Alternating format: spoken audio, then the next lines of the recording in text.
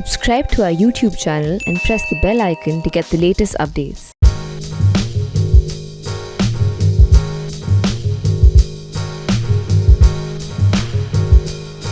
Hello and welcome to ThePrint. I'm Nikhil Rampal, a reporter working for ThePrint's Political Economy Bureau, and you are watching Pageturner, a special show on new books. In this episode, I have Rukmini S, a stellar reporter and one of the pioneers of data journalism in India. In a post-COVID world where data has become the currency of conversation, people tend to believe everything that has numbers attached to it. How much data do we need before we believe something? Is it real? Is it fake? Or is it just a number? Her book, Whole Numbers and Half Truths, has tried to answer many of these questions. In this conversation, we will try to touch some of them. Hello, Rukmini. How are you? I am good. Thanks for having me, Nikhil. Okay. So, Rukmini, you start the book by saying that data could tell us the story of modern India. Then why doesn't it? So let's begin this conversation with the same questions. Why do you feel India's big statistics are only half truths? So I think it's a combination of things. One is that India's big statistics suffer from a lack of investment in the recent years, and this has sort of weakened some of the statistical systems. They're not able to capture some of the big stories. They're not able to produce data that's fast enough. High frequency data is a real lacking issue for Indian data. And some of it is understandable. This is a big and complicated country, and sample surveys are not easy to conduct. They, require significant resources. But I would also say that within the data that we do have, there are some definite issues over there. Some of the surveys have not been updated to cover some of the issues that we're interested in. There's a significant sort of lack of that last mile of getting the data into usable and sort of understandable formats. All of us data journalists know the deep struggle of Indian data journalists to get data in anything except for a PDF or an image. And, while it might sound like a minor issue, it really comes in the way of our ability to do much with this data. Putting it in forms and formats that are easy for the general public to understand so that they don't just remain sort of impenetrable within Excel sheets on a government website is also important.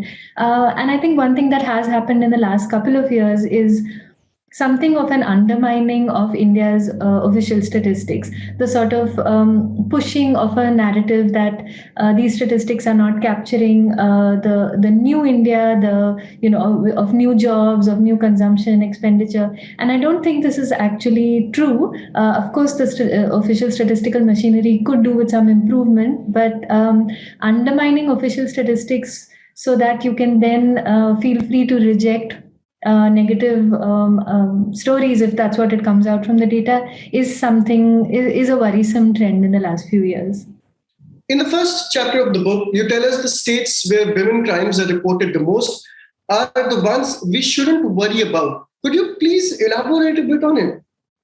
So this actually gets at the heart of one of my key concerns about the way data is reported in India, not just for crime and other issues as well, including COVID, as I'll mention in a bit, which is that we end up penalizing states that do the best job of reporting data, because highest numbers are sort of taken for shorthand for the largest amount of something. In the case of crimes against women, you see high numbers of crimes reported in a state and you assume that that state is the most unsafe for women.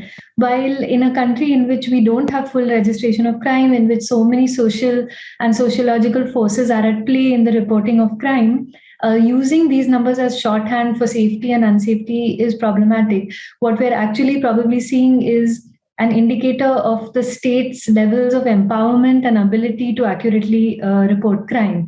So using these as proxies to compare states then becomes problematic. Are you comparing a state that is more unsafe with one that is less unsafe, or are you just comparing states that are doing a better job of reporting with each other? So I would say that it doesn't mean that we should ignore this data completely. What we should do is triangulate with other data sources. So in the case of crime, for example, we have household surveys which show a little bit about the levels of crime actually experienced by women, whether or not they're reporting it to the police. So, as I say in the book and in that graph in particular, states that lie at the intersection of high levels of crime experienced by women and low levels of crimes reported to the police are the ones that I'm particularly worried about. Mm-hmm. So if I ask you, how real is the published data when we visit the ground? Do these heat maps, bar graphs make any sense outside our Excel sheets and PDF documents? Well, yes, I don't, think that that these numbers are either untrue, that that there's any shame in using graphs or numbers to represent the country. I don't think it is reductive. I don't think it takes away from ground realities. But it's not enough. As we all know, the way numbers actually play out on the ground, there are loopholes, there are stories within stories, stories behind the numbers, and that's what we might actually miss. So I do think a good sort of combination of looking at official statistics and then looking at how things play out on the ground is important. So in the case of police statistics, for example, I have looked particularly at sexual assault statistics. And when you look at the entirety of cases filed under IPC 376, which is sexual assault, you sort of, many of us use that as shorthand for crimes against women or shorthand for the number of reported rapes in a country or in a state in particular.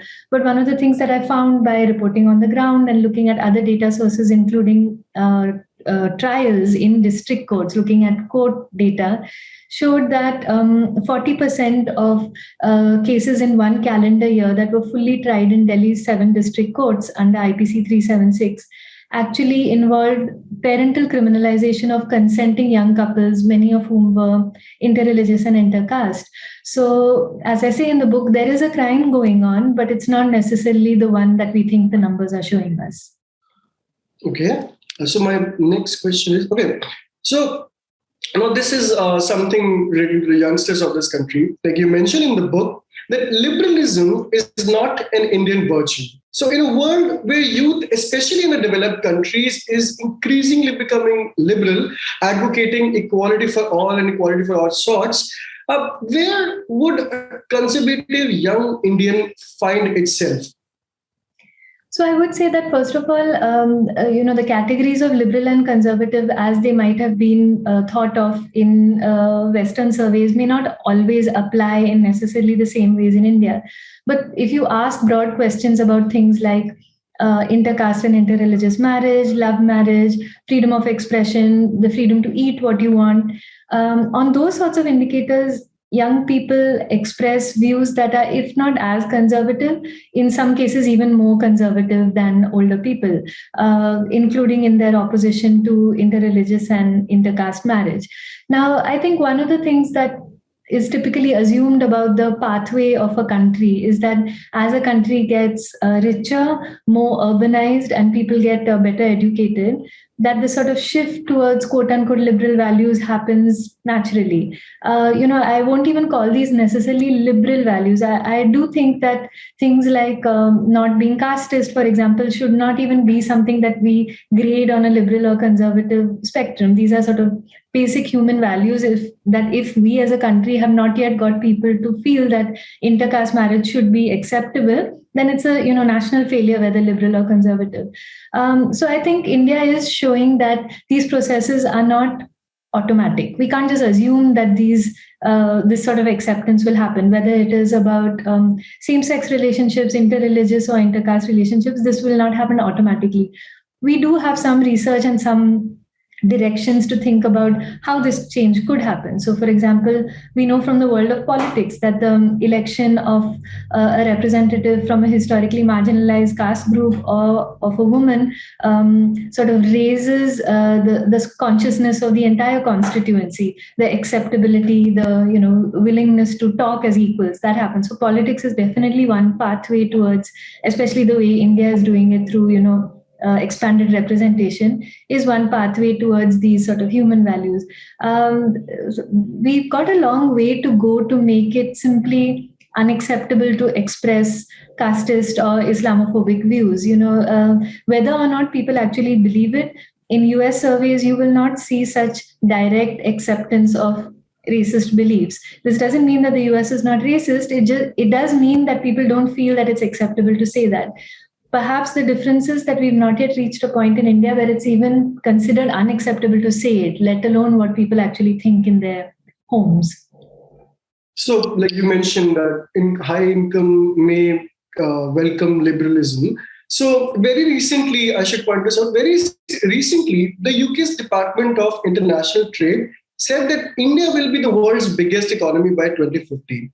And you mentioned in the book that a vast majority of India still makes very little money. So what would the biggest economy in the world look like, according to you, if we are still earning pennies?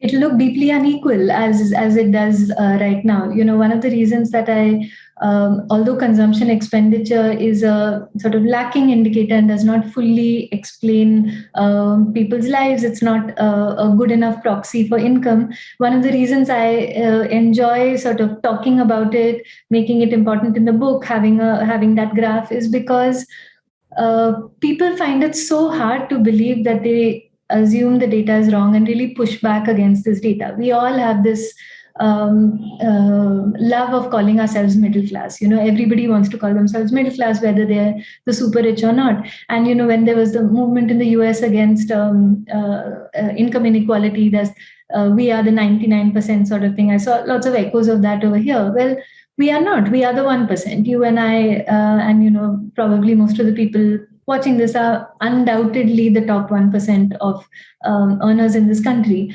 So, undoubtedly the economy is growing, but it might be the biggest economy in whatever year. It will be a deeply unequal one.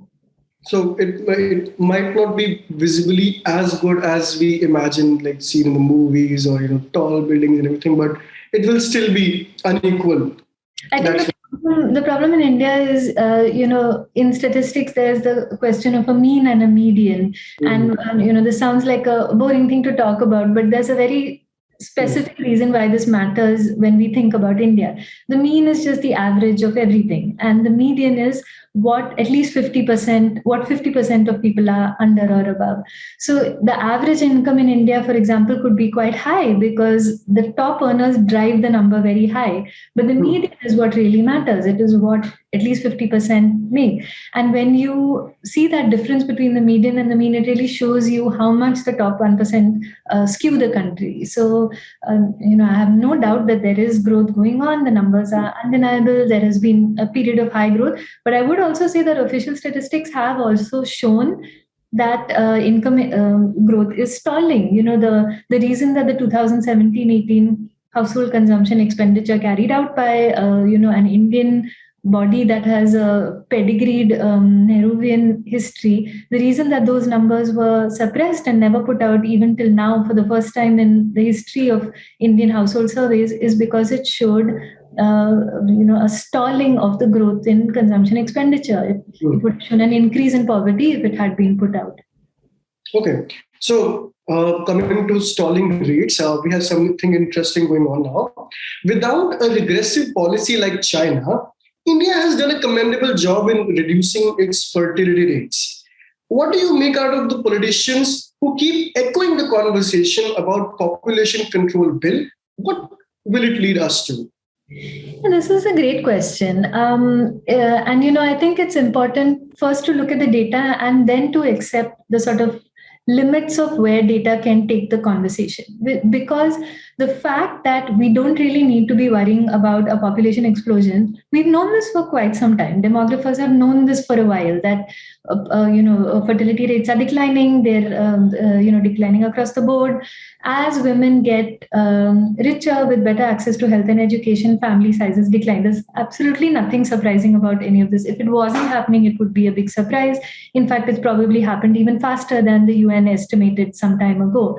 But I think sort of stopping the conversation here and saying, I wonder why people are still having this conversation when fertility rates are declining, I think that's naive, because it's not an innocent conversation anymore. There's a very sharp edge to why we're having this conversation, and the edge in it lies in the demonizing of the Muslim community. You will see that all of the conversation around population explosion, bills, two children, comes very much directed at the Muslim community, with the sort of underlying assumption that Muslim fertility rates are far higher than those among Hindus.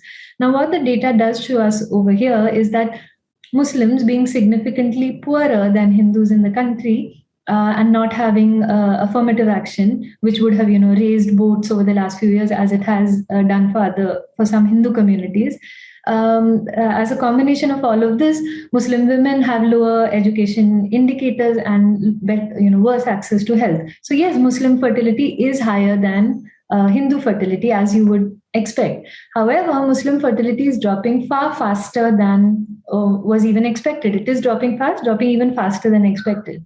And here's what matters. These aren't two religious groups that exist in a sort of political vacuum.